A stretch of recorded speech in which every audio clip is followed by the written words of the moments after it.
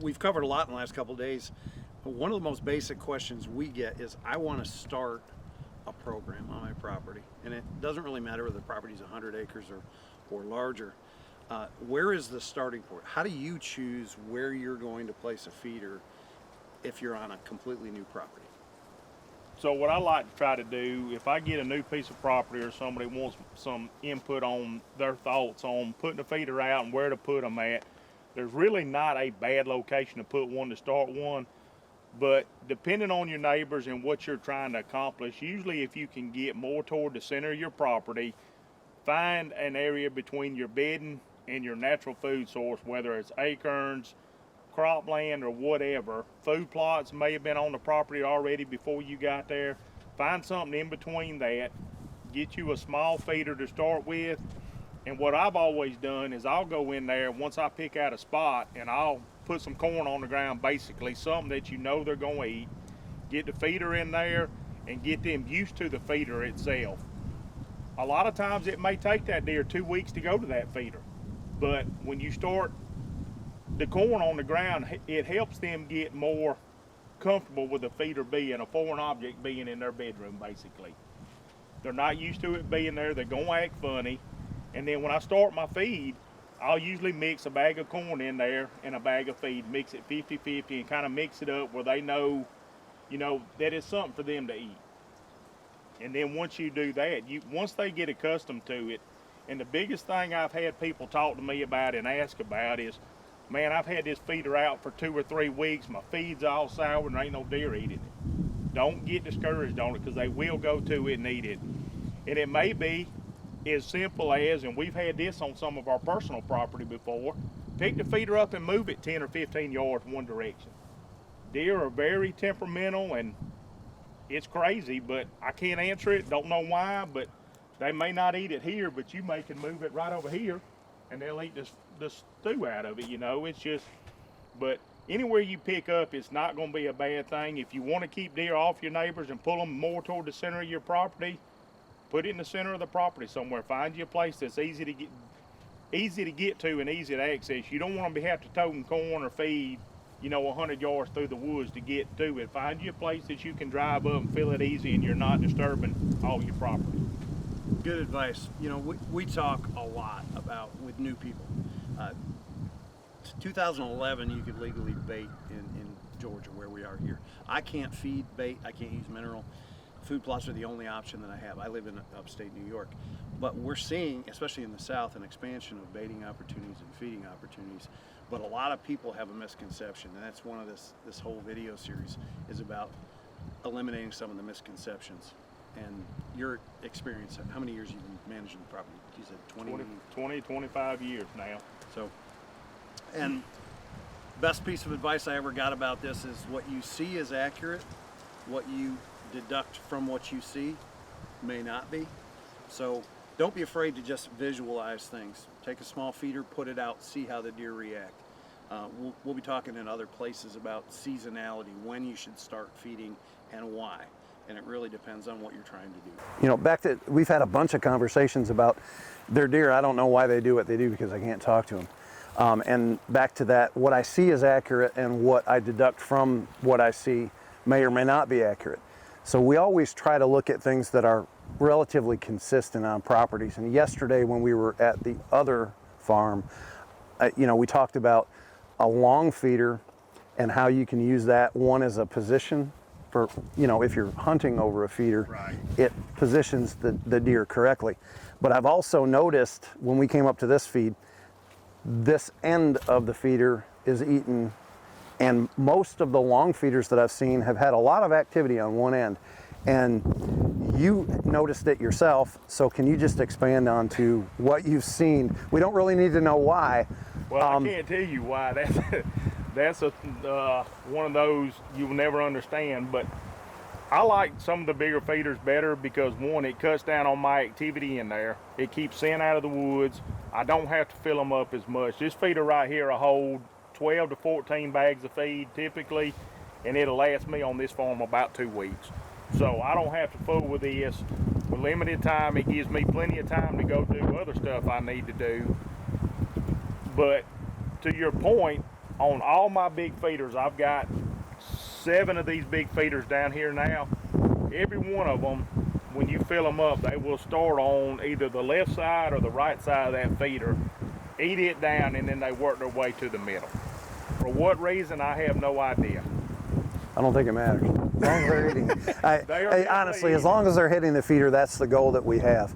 And it brings up an interesting point. I talk about, you know, big feeders versus small feeders and things like that. But you have it down. You've done this so long. You have it down that you know how often you need to feed. And that is one of the most important things that a new feeder can determine is what is my utilization rate?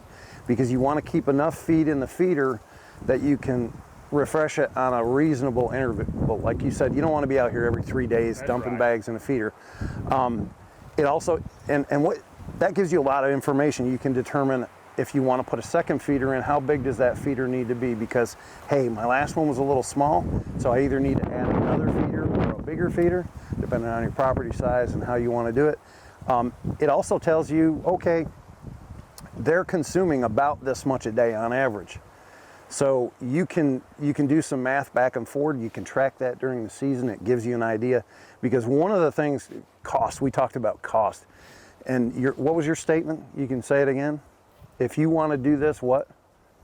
You better have some deep pockets if you're going to do it consistently, because when you start the land management side of it, it's going to get expensive, but there's ways you can budget it and ways you can do it and not spend as much. Like I said, one of the things that I've done on some other properties and all is they'll only feed certain times of the year.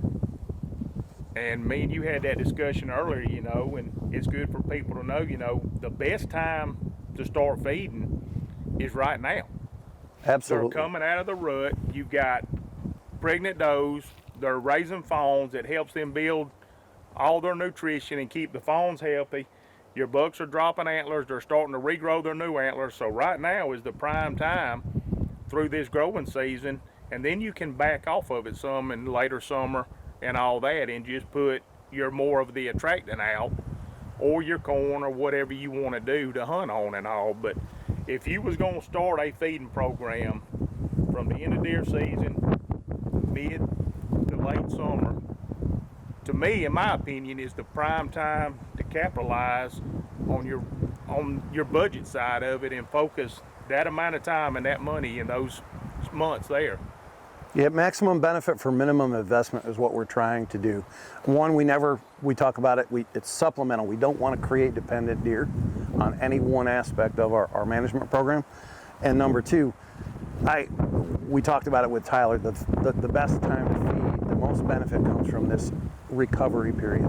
And the reason why our protein pellet is specifically designed to most closely simulate natural browse. I mean, they spent years.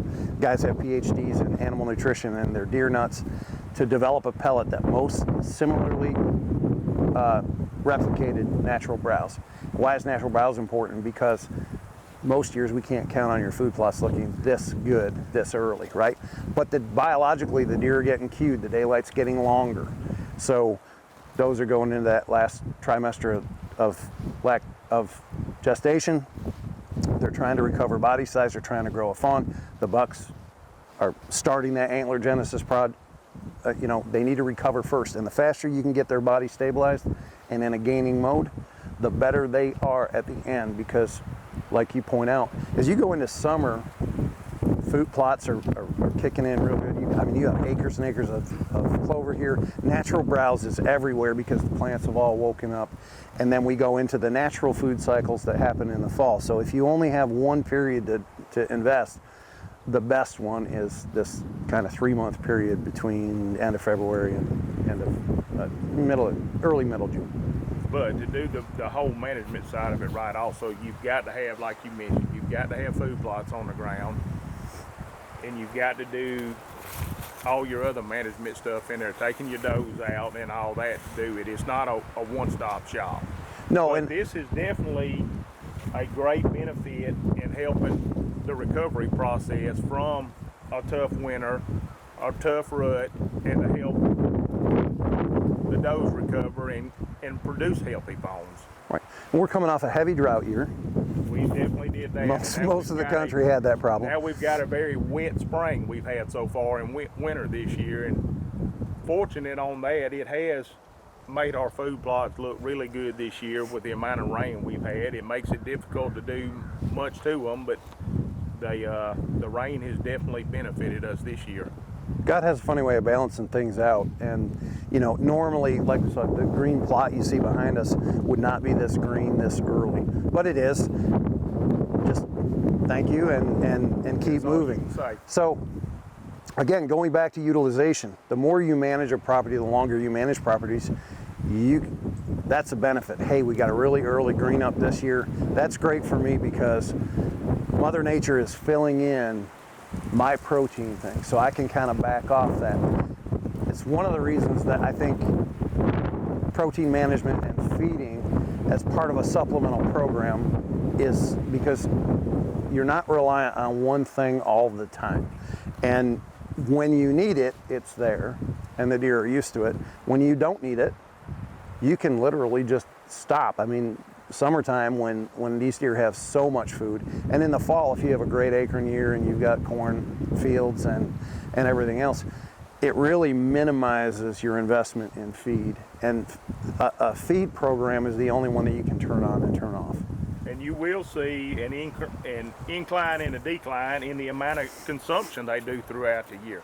There are certain times of the year they're going to hit these feeders really, really hard, and then they're going to back off of them. And like you said, you know, once these food plots, which they're greener now earlier than they typically are, but once you start getting all your natural browse, your food plots, from all that combines with the amount of food they're going to eat, as long as they're, because deer are browsers. They're not going to just sit here and eat this. They're going to eat this for a little bit. They may go here and eat some corn. They may go out here and eat some clover, some grass. They're going to go in through here and pick briars and all the natural vegetation we got. So it's not just that's all they're going to eat, but it helps. Yes, we don't want to create a dependency. Once you've created a dependency on the feed program, you have way too many deer for the property that you're on. That's because right. They have no other options, so they're dependent upon it. We don't want to do that.